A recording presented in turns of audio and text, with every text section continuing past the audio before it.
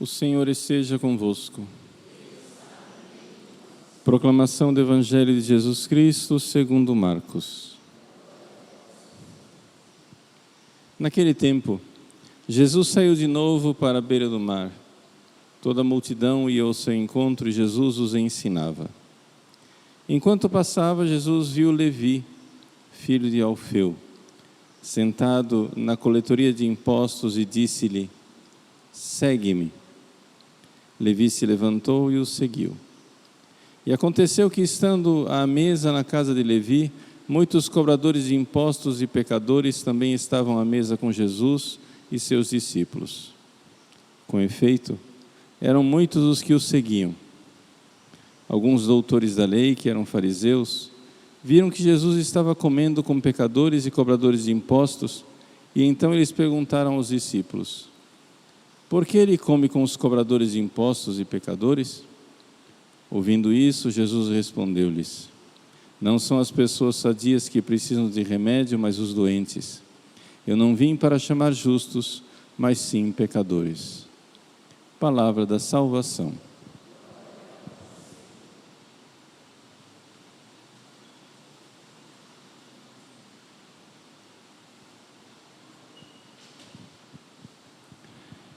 Meus queridos irmãos e irmãs, com grande alegria celebramos a memória de Santa Maria, Mãe de Deus, no sábado. Todo sábado é dia da Virgem. E o Evangelho de hoje nos leva a pensar qual é o relacionamento de Nossa Senhora com os pecadores. O Evangelho nos narra a conversão de São Mateus. Mateus, que é chamado por São Marcos de Levi, ele está lá enquanto peca, no meio do pecado, ele é chamado por Jesus. Isso é admirável. É admirável que Jesus chame para a conversão, no meio do pecado. A graça de Deus não tem limites.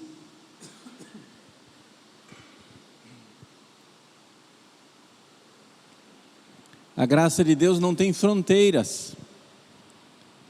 Deus não chama as pessoas somente dentro da igreja. Deus não chama as pessoas somente enquanto estão praticando atos virtuosos.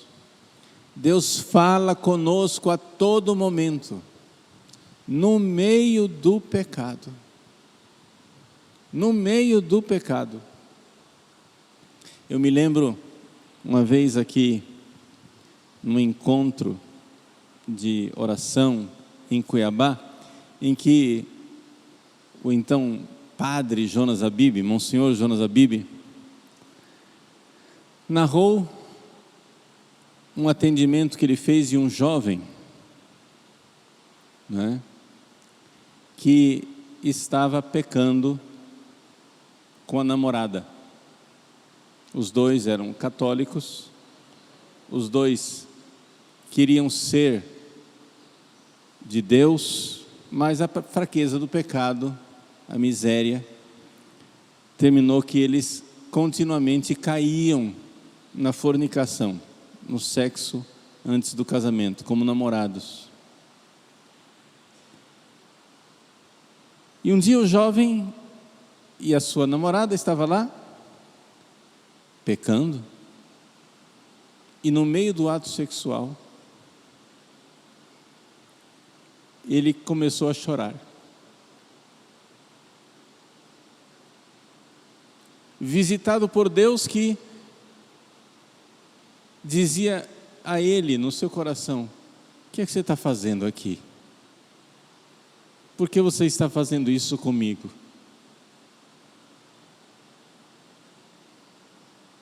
Logo, a menina notou, e os dois ali, na mesma cama em que estavam pecando, se ajoelharam e começaram a pedir perdão a Deus. No meio do pecado, Deus visitou. É importante nós compreendermos isso, que Deus nos visita e está conosco, mesmo no meio do pecado. Que Nossa Senhora, Mãe dos pecadores, está conosco no meio do pecado, mas não está conosco no meio do pecado para apoiar o nosso pecado, para passar a mãozinha na nossa cabeça e dizer assim: ah, não tem problema, Deus ama você, pode continuar pecando. Nada disso. No meio do pecado, Deus nos fala, e fala para a nossa conversão, fala para a nossa salvação, fala para a nossa mudança de vida. No meio do pecado, Deus visita os pecadores. Por isso, se você está no pecado, quer você esteja aqui na igreja, quer você esteja acompanhando pela transmissão, se você está no pecado, não espere as condições ideais de temperatura e pressão para que Deus fale ao seu coração. Não espere aquele momento ideal em que, quando finalmente houver, aquela conjunção astrológica ideal, eu irei me converter. Porque se você está sentindo um chamado de Deus no seu coração, não duvide. Tem gente que duvida. Tem gente que diz: não pode ser Deus que está me falando ao coração, porque eu estou no pecado. Não pode ser Nossa Senhora quem está me chamando à vida nova, porque eu estou no meio do pecado. O Evangelho de hoje nos diz: creia. Ele nos chama, mesmo que ainda estejamos no meio do pecado. Mesmo no ato de pecar. No mesmo e no próprio ato de pecar, Deus não está longe. Deus não está longe do pecador. Ele está lá, dizendo a você: arrependa-se agora. Mude de vida agora. Rompa com o pecado agora. Dizia o Monsenhor Jonas Abib naquela pregação, que não me sai da memória, foi lá no antigo Verdão, no estádio de futebol. Não me sai da memória aquela pregação de Monsenhor Jonas, em que ele dizia cruamente, até de forma bastante chocante, ele dizia: não espere sair de cima da mulher.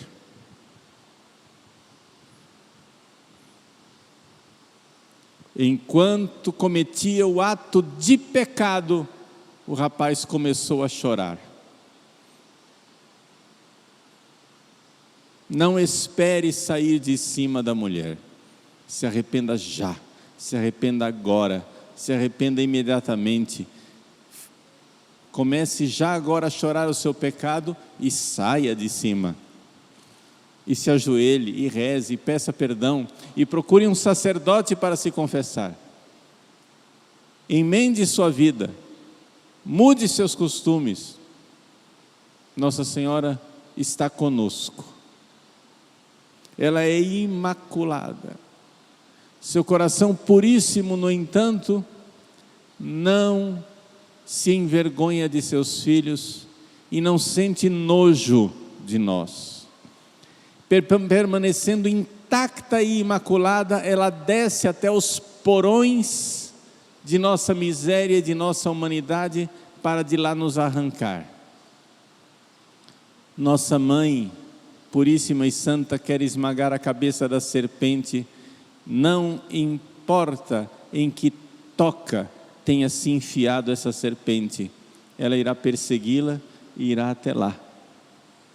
Onde você estiver, o que você estiver vivendo, Nossa Senhora está chamando você e dizendo: meu filho, minha filha, eu estou aqui. Meu filho Jesus veio para os pecadores, mas não para validar, para chancelar, para fortalecer o pecado. Não, veio para os pecadores para incomodá-los, para tirá-los, para chamá-los, para convocá-los, para lhes dar a graça de se erguer. Mateus, ergue-te da banca de coletoria. Jesus te chama, Nossa Senhora te apoia, a graça de Deus te fortalece. Ergue-te, vamos, coragem. Ela é o refúgio dos pecadores, nós dizemos na ladainha. Quando já não temos mais armas, quando já não temos mais forças para lutar contra o mal, quando as hostes inimigas parecem mais invencíveis e incontornáveis, ela é o refúgio, é o lugar onde todo pecador pode ir, onde todo coração atribulado pode se esconder, onde todo filho desamparado pode encontrar proteção e apoio. Ela é o refúgio dos pecadores, consoladora dos aflitos, auxílio dos cristãos. Que ela nos conceda a graça de verdadeiramente reconhecer as visitas de Deus, onde quer que estejamos.